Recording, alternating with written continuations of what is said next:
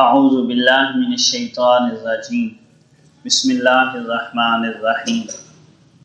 وَإِذْ نَجَّيْنَاكُم مِّنْ آلِ فِرْعَوْنَ يَسُومُونَكُمْ سُوءَ الْعَذَابِ يُذَبِّحُونَ أَبْنَاءَكُمْ وَيَسْتَحْيُونَ نِسَاءَكُمْ وَفِي ذَلِكُمْ بَلَاءٌ مِّن رَّبِّكُمْ عَظِيمٌ وَإِذْ فَرَقْنَا بِكُمُ الْبَحْرَ فَأَنجَيْنَاكُمْ وَأَغْرَقْنَا آلَ فِرْعَوْنَ وَأَنتُمْ تَنظُرُونَ صدق اللہ العظیم۔ معزز سامعین، یہاں سے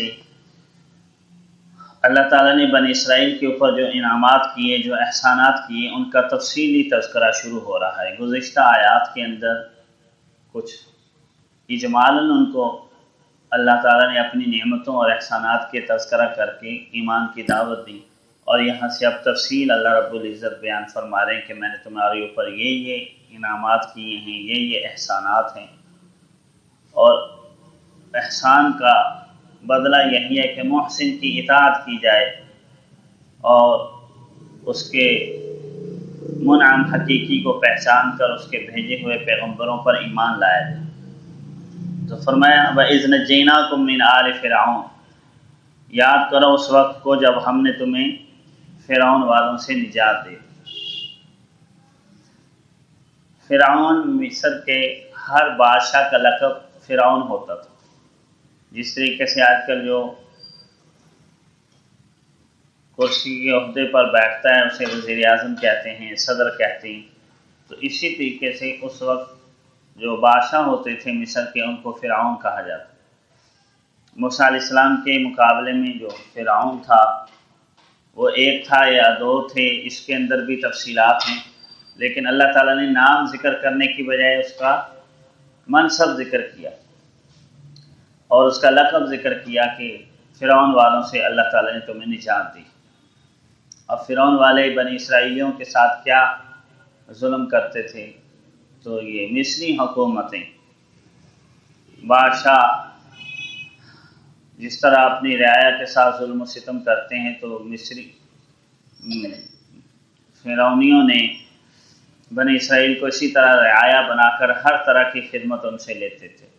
مشقتوں والے کام ان سے لیتے، کھیتوں سے کام ان سے کرواتے تھے، اور اجرت صرف اتنی دیتے کہ یہ مر نہ سکے اور زندہ رہیں، بس اتنا ان کو کھانے کے لیے دے۔ تو اللہ تعالیٰ فرماتے ہیں یاد کیجئے اس وقت کو جب ہم نے تمہیں فرعون والوں سے نجات دی، یسومونکم سوء العذاب، وہ تمہیں بری طرح کا عذاب دیتے تھے کیونکہ تم ان کی رعایا تھے اور وہ بادشاہ تھے۔ یذبحون ابناءکم، اب اس کی ایک جھلک اللہ رب العزت بیان کر رہے ہیں کہ وہ تمہارے بیٹوں کو ذبح کرتے تھے، قتل کرتے تھے، وَيَسْتَحْيُونَ نِسَاءَكُمْ، اور تمہاری عورتوں کو زندہ چھوڑتے۔ کسی قوم کے لیے یہ بہت ہی بڑی ذلت اور رسوائی ہے کہ ان کے مردوں کو قتل کر دیا جائے، عورتوں کو زندہ رکھ لیا جائے، عورتیں ہی عورتیں، ہمارے کتنی بڑی رسوائی۔ تو ہمارا یاد کرو اس دردناک عذاب سے اللہ نے تمہیں کیسے نجات دلائی۔ وَفِي ذَلِكُمْ بَلَاءٌ مِّن رَّبِّكُمْ عَظِيمٌ، اور فرمایا اس چیز میں تمہارے رب کی طرف سے بہت بڑی آزمائش تھی، یعنی جو کچھ کہ وہ تمہارے ساتھ ظلم کرتے اور طرح طرح کے مظالم تمہارے اوپر ڈھاتے، تمہارے بچوں کو قتل کرتے، عورتوں کو زندہ چھوڑتے،